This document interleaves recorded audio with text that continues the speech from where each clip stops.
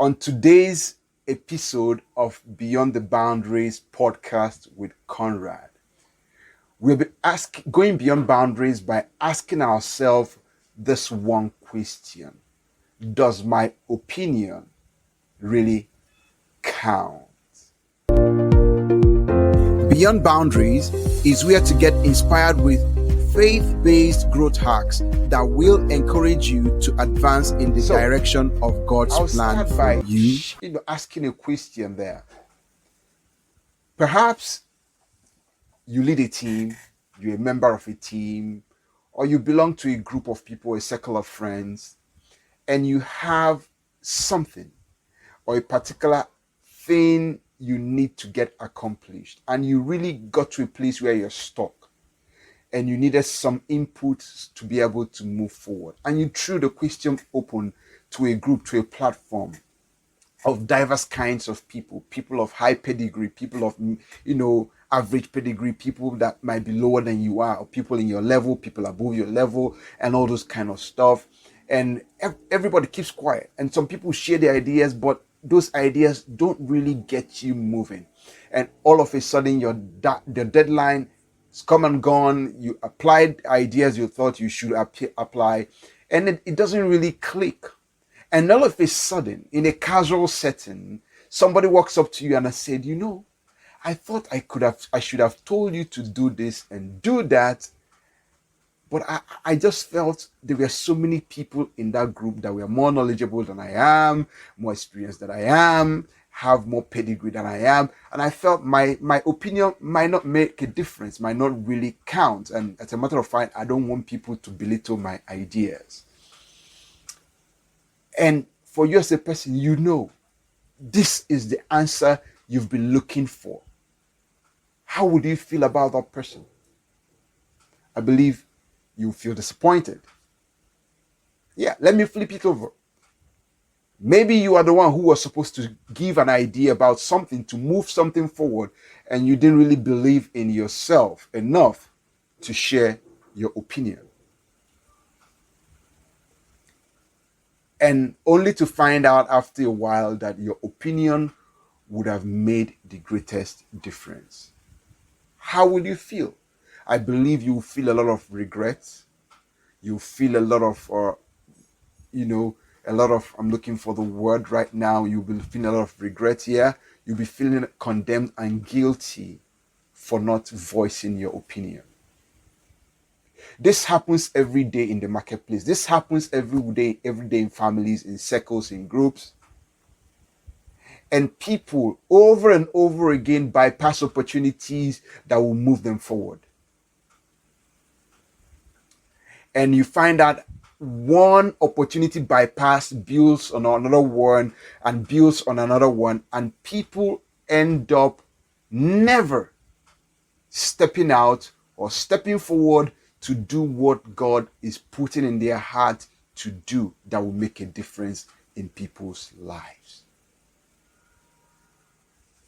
Maybe you have faced negative past failures, experiences, mistakes that has really put your life in a very tough position, and as a result you just felt, can anything good come out of me? Let me just settle for less. Let me just have enough to meet my needs, meet my immediate needs, and that's okay for me. But over time, there is always going to be this sense of dissatisfaction, of frustration, and unfulfillment. You are not going to have that energy, level of energy that you should have. And such people have finally bowed out of life because they are not doing exactly what they are called and equipped by God to do. I want to remind you on this video that you are resourced by God. You are fully equipped. You have potentials inside of you that are inherent, that are embedded in you, in your DNA, to be able to be all, do all, and have all that God has equipped you to have, to be, and to do. So moving forward,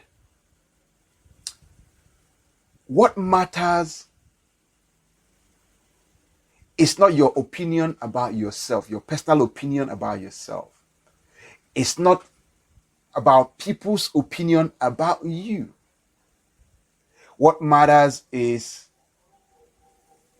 what is God's opinion about you, or how does God see you? As we move further in this particular episode, I'll be looking at a particular scripture. But before I go ahead to read that scripture, I have a question. How do you see yourself? Just think about it a little more. How do you see yourself? Do you see yourself as a failure, rejected, or do you see yourself as someone that is full of potential, unique, and that you have something to say that can make a difference in any setting, in any group? So let me read the scripture. It's from Matthew 16:13 to 17. It says, when Jesus came into the coast of Caesarea Philippi, he asked his disciples, saying, whom do men say that I, the Son of Man, am? You see the word am. Who are you? And they said, some say that thou art John the Baptist, some Elias, and others Jeremiah, or one of the prophets. He said unto them, but whom say ye that I am? And Simon Peter answered and said, thou art the Christ, the Son of the living God. And Jesus answered and said unto him, blessed art thou, Simon Bar-Jonah, for flesh and blood hath not revealed it unto thee, but my Father which is in heaven. So what do we learn from this? What we learn, the first thing I want you to take from this particular scripture is that everyone is always quick to voice other people's opinion about themselves, about others, about circumstances and situations, right? Number 2 point, I'm going to stay on that a little longer. It says Peter was the only one among all the disciples of Jesus that was bold enough to voice his own opinion. And this is a distinguishing factor in leadership, in management. When it comes to people who are qualified to take the lead, they are always people that believe in themselves. They believe that they have something to say. They believe that they believe that they can take every opportunity to express their gifts, their talents, and their abilities, notwithstanding what the outcome will be, whether their opinions are taken or not. This is what separates the men from the boys. It's what separates the leaders from the followers. This uncommon boldness to voice our individual opinions is a rare commodity. And that is what leaders are looking for. That is what communities are looking for. That is what businesses are looking for. That is what families are looking for. That is what the educational sector of any system is looking for. And that is what churches are looking for. People that are bold enough to voice their own opinion. The last point I want to talk about is that Peter was not afraid of failure. He knew there is possibility that his opinion wasn't going to be taken. But one thing he understand is never to be afraid to voice your opinion. So remember this before, as we wrap up this video, is that self-doubt is one of your greatest enemies, and it's something that limits a man's potential. And for you to break limits, for you to break boundaries, for you to be able to go beyond and over and above, it is important for you to understand this one singular principle, that your opinion matters because you have been resourced by God to be all He has called you to be. And as a matter of fact, there's no way you can be discovered without giving expression or birthing what you have on the inside of you. So if you're someone that have always bypassed opportunities, you've lost opportunities, and you think, wow, this is a very good teaching, and I want to be able to build my self-image, how I see myself, so that I can be able to stand up and air my own opinion in various circles. I want you to do this. I have something I want you to say and write it down and just repeat it over yourself throughout this week. Just keep saying it every day. At every remembrance, just say it over yourself. Say this: I am standing fast on the liberty wherewith Christ has called or has made me free.